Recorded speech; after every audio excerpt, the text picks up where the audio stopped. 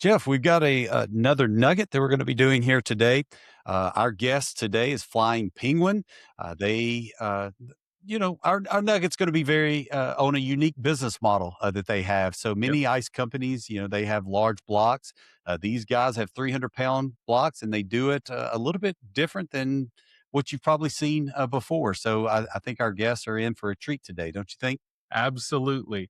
So we've got a little video that's going to kind of talk about the business, and you're going to see, if you watch, you're going to see both these gentlemen, but they might look a little bit younger. The video's a little bit older, I but think you look the same, see if Jeff. you see if you can spot Wesley in this That's video. age discrimination, I do believe, Jeff. So, all right, let's roll the video.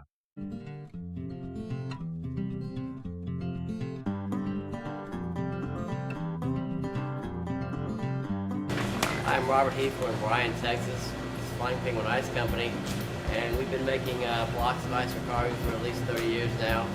We use special water, using a reverse osmosis product to make the water very clear, and it comes out in a perfect clear block that carvers really like.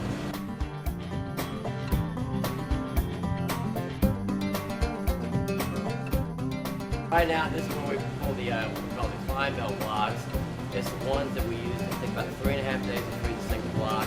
We circulate the water the entire time during the process to keep any solids from forming in the ice and drain off that water. And we shave it down to make a perfect block.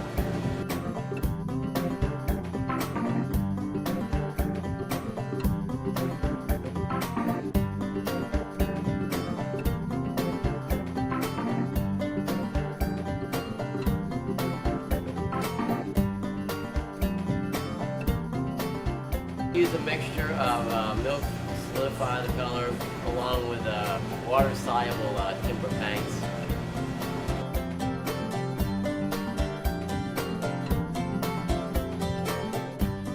Started sometime in February.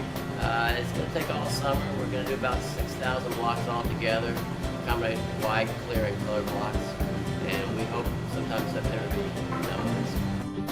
There is the oldest way ice is made these days. That's the way 100 years ago they started making ice. They make it 300-pound blocks and they crush it. We got one of the last plants left that makes ice that way.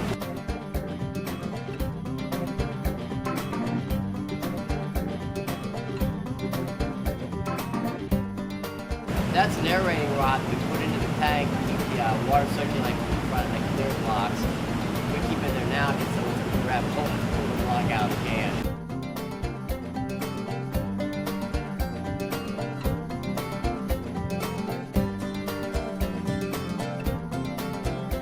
We're doing over 30 colors, probably about 7 shades of blue all by themselves if we do it.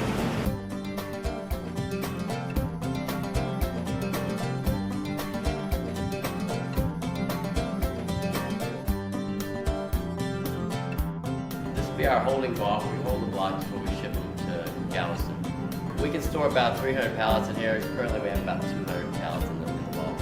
After we stage them here, then we take a pallet jack, we drag them out and we put them into the little vault. We put 8 blocks per pallet. Our truck carries 22 pallets apiece down to Houston. But we'll be delivering 42 trailer loads of ice to the project. As a percentage of your business, how much would you guys say that you're doing of bagged ice versus the block ice? It's about 70% block ice and 30% bagged ice. Okay. Yeah. Yeah, I was very intrigued by the video, particularly, I mean, there's lots of different things we're going to get into, but one of the things I wanted to bring up is with talking about how, I guess, old school are taking the block ice and breaking it apart. So what has you continuing to do that, or is that how you still do it? Since the video might, as Jeff said, with age discrimination, might have been a little bit older.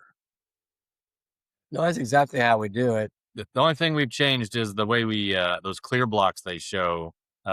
We used an old shaver. Now we use a bandsaw, so we're a little simpler on that. Little less breaking of the ice. But yeah, it's changed a little bit, but it's basically the exact same. The video where they're pulling the big blocks out, it's exactly the same.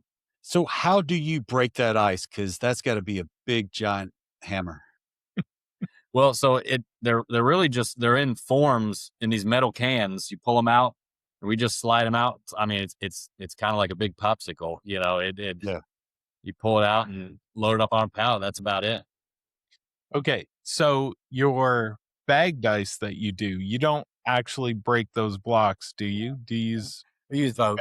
Okay, I think that's what Ethan was Yeah, looking for yeah. there, and I was Oh, thinking, no, okay, no. a disconnect. Okay, all Okay. right, Yeah, we're on the same page now. so the Yeah, way that the no video, the way the video was describing it was, actually taking those big blocks and breaking it down to Yeah. do the bag dice. So that was kind of But- how I was tying it together. Yeah, So, but the major thing is the most ice companies out there, if they do blocks at all, it's a small segment. yeah, For you guys, that's the major deal. Yeah. Yes. And the bag dice is just the cherry on top, probably, right? Yes, sir.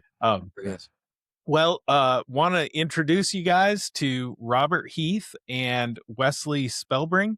So Robert is the owner of Flying Penguin Ice out of Bryan, Texas, and Wesley Spelbring is one of his managers that started to work for him one day in college and never left. And I think he's been with him for about 12 years now.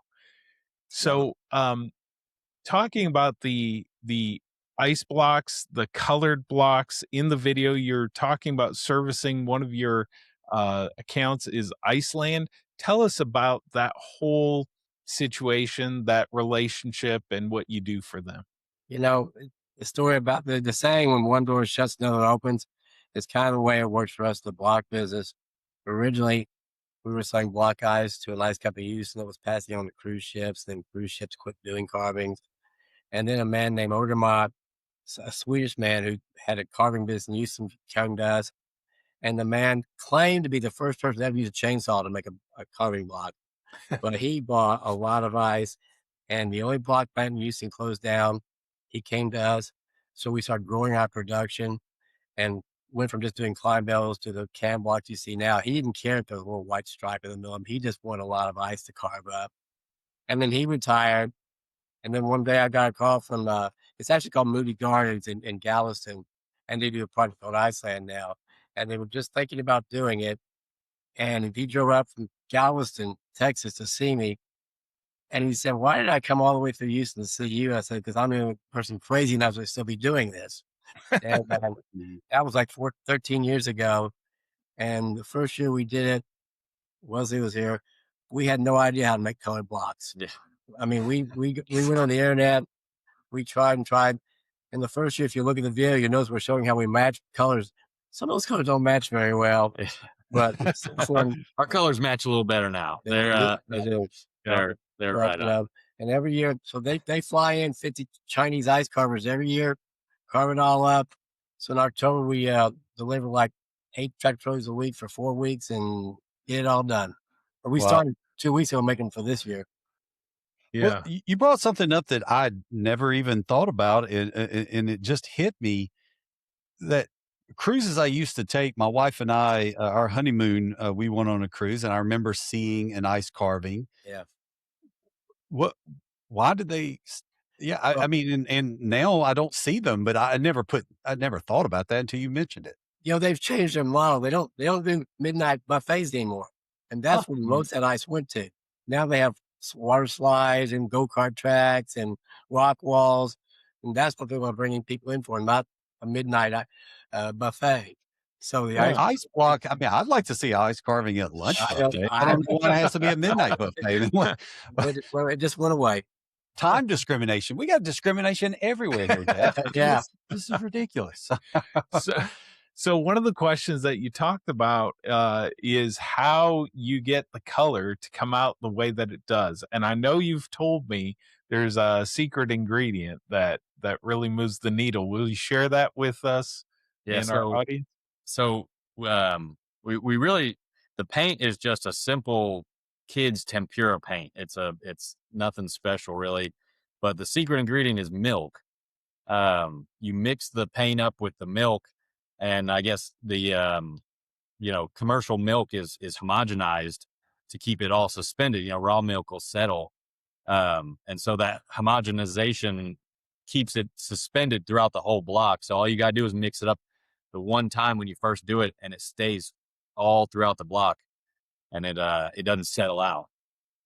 This is amazing. These photos, and please talk to any of these. And I did want to make a mention when I saw this, and these look like the Easter Island. Is Yeah. that right? The heads. Themes, yeah. And I mean, it looks so much like when I was looking at it, I'm like, I know this is ice, but it looks like stone, granite. At a bare minimum, it looks like you carved it out of wax. It looks so good. This year's was the best it's been in years. The detail work this year was great. I mean, on that one, you can see the rope of the horse. That's all made of I was going to ask about the rope. It's like in the air, all made of ice. I mean, it's incredible what they do. And yeah, we've gotten better over the years about our colors being nice and bright all the way through. But we always laugh because there's certain colors, a lot of times browns and grays, they'll come out a little not quite solid. Like these ones, you can see there's different shades of brown in there. And for me, as I'm making the block, I'm thinking, oh man, that block's I just don't like how it's a little bit different here and there. But then they put it up on a wall or a boat, like they've made a boat before, and those imperfections, the darker and the lighter sections, make it look so much more realistic. 100%. Right, because it looks it more really- like it really wood is or awesome. stone or whatever they're trying to do. That's Yeah. very cool. Yeah. And So they'll pick these colors that, we make the color. I'm like, oh, that's such a horrible color. And then you go and you see what they make it into, and you're like, okay, I understand that. That's a great color. Somebody says, "Stay in your lane, Wesley. I got this. Yeah, yeah. You stay with getting the color I want. I'll handle Exactly. I'll be the artiste look at here." that. It's Yeah. incredible. It's absolutely incredible. And I'm not just me. I mean, I mean the whole thing. I mean, Oh yeah. from the carving, but down, like you said, because even if you get bricks at your house, it's not like they take that out of a quarry. I mean, they make the brick and they do all that, but the inconsistencies is what makes it real, right? Right. So you guys mentioned you just started producing for this season, correct? Right. And it happens in October, is that right? That's right. And so how many We deliver in thousands of October. blocks? We deliver in October, and then the event is November through December. Okay, wow. So it's almost the whole year that you guys are kind of working away on it. How many thousands of blocks do you typically end up doing? The last few years, they've kind of narrowed it down to like I think 5,360 blocks or so, or 5,630 blocks, something like that. But Yeah. it's like 1.6 million pounds of ice. Man. The first couple And- years, they did a little more. It was closer to 2 million pounds, but they've kind of scaled it back some. And so then they give you a list like we want 500 blocks that are just white and 27 blocks that are just straight black and Yeah, so they'll give us a sheet like this, and that's all the colors divided up into truckloads of how many they want of Okay. each, and they use a Pantone color system, and so they just give the Pantone color, and then I use the book, and I just mix it and match as best I can.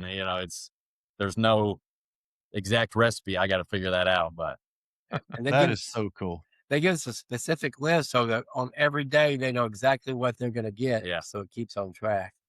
gotcha. yeah, when they first started, they used to just give us the total numbers, and so Right. we make it however we wanted, and we throw it in the vault. And by the time we're unloading it, they're like, "Oh no, we want yellow," and we're like, "Well, you're not going to get yellow for 2 weeks because it's in the back of the vault." There's Yeah. so Right. they started narrowing it down to actual.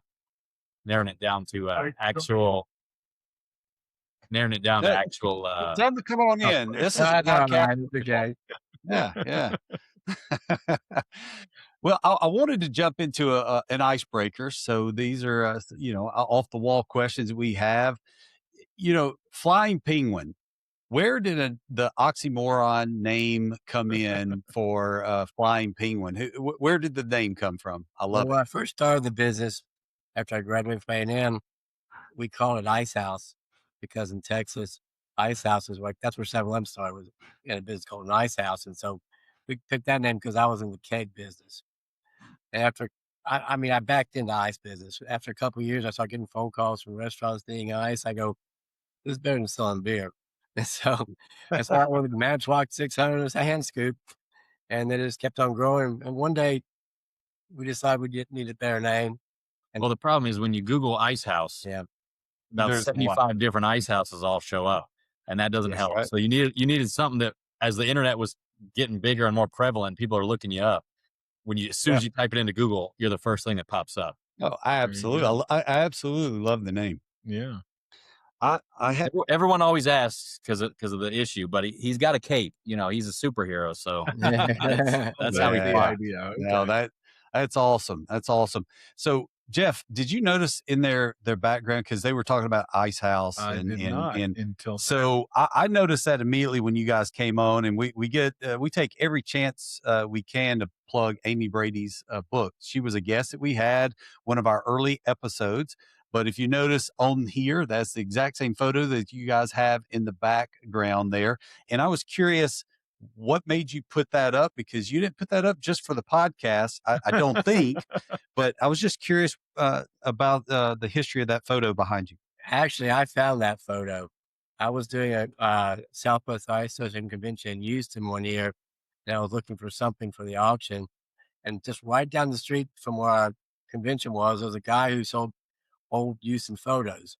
And I went down there and I started thumbing through stuff, and I found that picture. And I made 2 copies of it and went out for auction. And I brought it back for several years, and it just kind of spread from there. The guy should give me some money for what he does selling these things now, you know. But the funny Yeah. story about that picture is, it really is a funny story. This picture here was, he tells me, there you go. He tells me that's the same guy in both these Really? pictures. Mhm. And That cat looks like Popeye there. He's well, Yeah. the story he told me was that was the original picture from the ice company to put on something to sell ice. Because back then they were delivering to households, and it didn't do very well. And they decided the housewives are gonna like some kind of rough, tough looking guy. yeah. And so they made that picture, and that's what they used to sell ice, the housewives in those days. Ah. Well, tying all this together, please, if you have not listened to that, so guests, if you have not, go back to the Amy Brady. We'll put that down into the Yeah, we can link that up. description, link Yep. it. And if you're in the ice industry and you're wanting to know how the ice industry came about, or somebody asks you how'd the ice industry come about, have them listen to that one, have them buy Amy Brady's book. And she just goes through that, and it's actually what you're talking about. Like the milkman, before the milkman, it was the Iceman. Right. So, and it goes through that whole thing and talking about having strapping, lads that come in, and the ladies enjoyed having the Iceman coming. So, but Yeah. tying it all together. So that's a cool story to be able to tie it all together. Very cool. So Robert, if a young Iceman were watching this today and says, I really want to get into doing some blocks like that, I want to get into doing something like Iceland is doing, what would your reaction be? What would you tell them? I'd say they're crazy. We really did back into all of this, and we were really lucky. At the time, there was still equipment you could buy. The company we bought all of our block tanks from, it doesn't exist anymore. And I don't think there's any place in the United States you can have those things built anymore. So you'd have to go Okay. like to China just to get the equipment to do that. And as far as selling ice to ice carvers, all the ice carvers these days have their own climb belt machines. They all make their own ice. And they're the pickiest customers in the world anyway. So, I mean, they can have Talking have about it. clear blocks, they want Oh. perfect. Yeah. Yeah. Right. There's a speck over here. Well, are they more particular about their ice or their diamonds, you think? I don't know. Ice is easier to see, I guess. Yeah. Yeah, I guess so. Most people care about how good a block is the guy who carves it, not the people who see it, you know? Mm. Yeah. Well, we want to wrap up with you, gentlemen. Thank you for joining us with an icebreaker. Are you hook 'em? Or are you gig 'em? Dig 'em. There you go. Gig 'em. And why? And- We're both A&M graduates. Yeah. A&M graduates. right, so there we you got go.